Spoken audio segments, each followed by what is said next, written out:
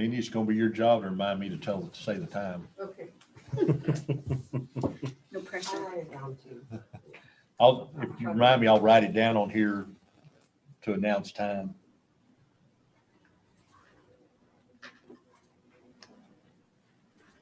We just sit here and go like this. If somebody does it, that'll be good. I never thought about doing that, but I always write the times down, and Mindy writes them down. Looks like we're live. It takes her a second. She also has to link it to the website. That's the part that took her the longest. So she has to go live, then copy the embedding code, and then go to the website, edit the website, implant the embedding code, Gotta update be the an website. easier way to do that. We've tried. I wish we would. Technology. Soon we won't have to necessarily put it on the website. We can just stick to YouTube. And I imagine those orders are probably going to come, considering the governor's orders came out today. So Okay, so we're back live. The time is 19, oh, wait a minute, it's 7:17. Thank you. I was doing my military time. I'll entertain a motion from executive session.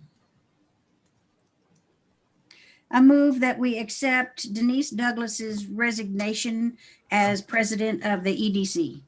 I'll second. Motion made second. Any further discussion? Just poll the council. Place Aye. Place 2, Aye. place 3, Aye. place 4, Aye. place 5. Aye. Mayor, Aye. motion carried. I'll entertain a second motion. I move we remove Ricky Murillo and Bobby Montgomery from the events board. I'll second. Motion made second. Any further discussion? Poll the council. Place 1, Aye. place 2, Aye. place 3, Aye. place 4, Aye. place 5. Aye. Mayor, Aye. motion carried. Hey, Mindy, on this number 6, let's start including that with executive session. Shouldn't that be part of executive session?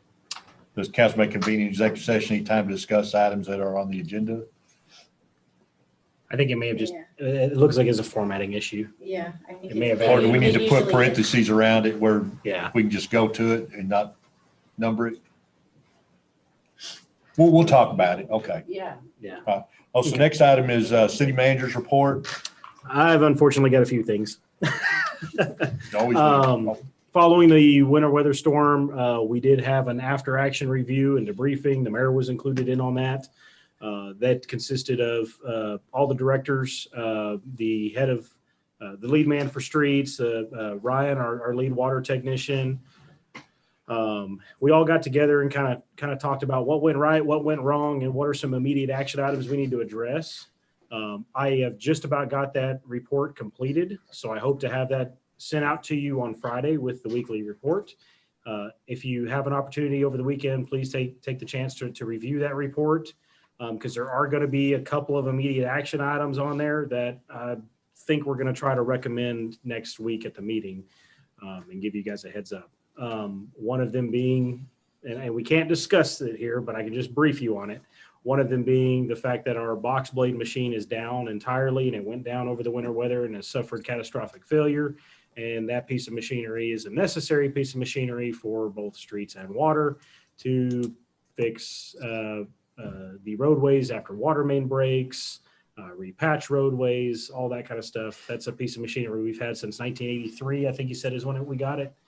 We've never replaced it, so unfortunately we're in a position now where we need to look at replacing it. We do have the option and we do have the funds, but I'll present all that in detail when we go over the after action review and some other things. There's also going to be some future items that we need to address that are probably eventually going to wind up being a part of the capital improvement plan, such as generators and backup power and that kind of stuff.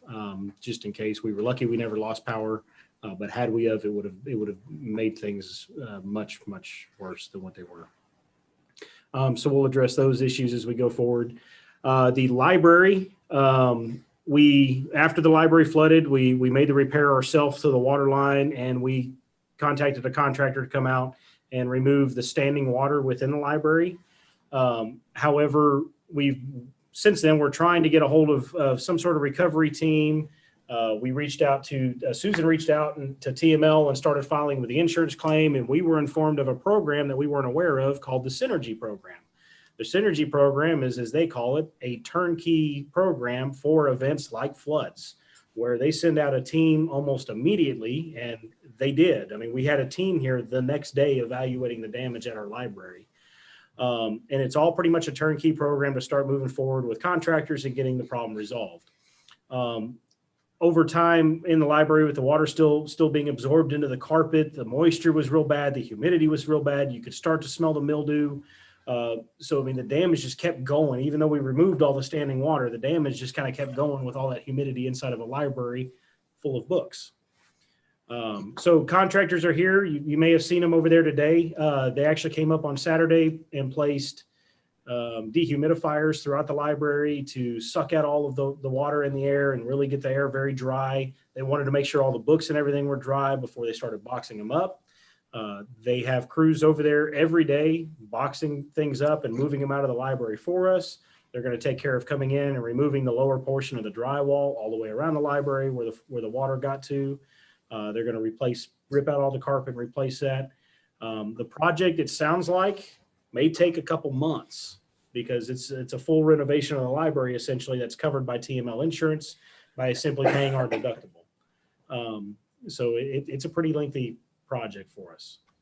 So just kind of giving you a heads up there. As I get more details on the timeline of the project, I'll be sure to keep you in the loop where we go from there. But I just don't have too many details. We called them, they showed up, and they went to work. So we're still kind of waiting to get the details on a timeline and what kind of stuff is going to happen with all that. So I'll definitely keep you informed on that. But if you see the work going on over there, that's what that is. You want to touch on the Historical Society stuff? Yeah, I can. So the Historical Society, there were some boxes in there on the floor that suffered some damage. The water break was in the kitchen, which is on the south side of the building. And the water, it had to have been going for at least 24, maybe 48 hours. The water made it all the way to the other side of the building, into the Historical Society and into that conference room there. We did have some boxes that suffered some damage. The company that came out that TML uses in contracts, they specialize in artifact restoration and stuff too. So they actually took a few of those newspapers to the Fort Worth facility that they have here, which is a world-renowned facility I never even heard about, but it's world-renowned for freeze drying them and trying their best to stop the damage and getting those items restored. They take very special care of our historical items that are in there, and they're addressing those issues as well. But we did have some newspapers and things that suffered some damage that they took. The building that was purchased for the Historical Society, is it not ready yet? I don't know where we're at with that, Mayor. Do you? It still has a lot of work to be done to it. All we've done is fix the floor.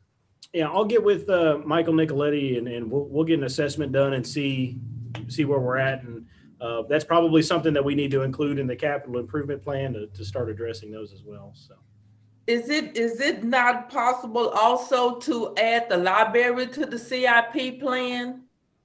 well, any other circumstance, I would say yes, but our deductible with TML and insurance is actually going to cover that.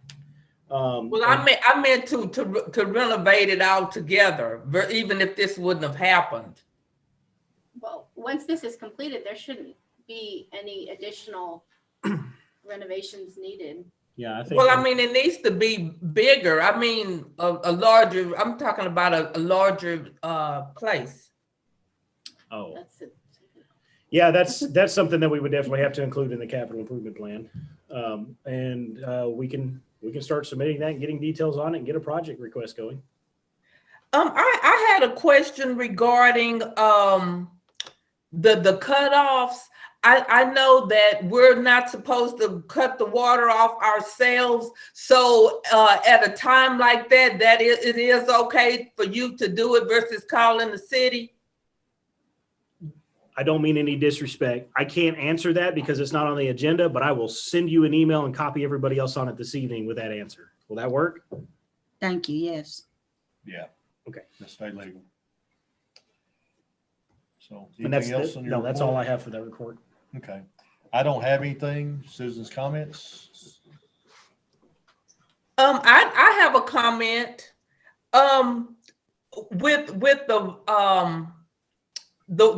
the rate, not the rates, but with our water bills and stuff going up due to the weather and everything, have you thought about any possibilities of waiving water bills or fees or anything like that? Has any of that come to mind? I know that some fees and So late fees and stuff were waived, and disconnect fees were waived during that process. But say possibly for the next month or so, have you thought about anything like that for the residents? I can take it under advisement, but we can't, because it's not on the agenda, we can't legally discuss it. But I can take it under advisement if that's what you'd like. Okay. All right, anything, Mindy?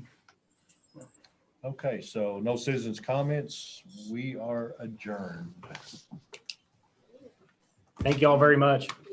Good night. Thank you. Bye.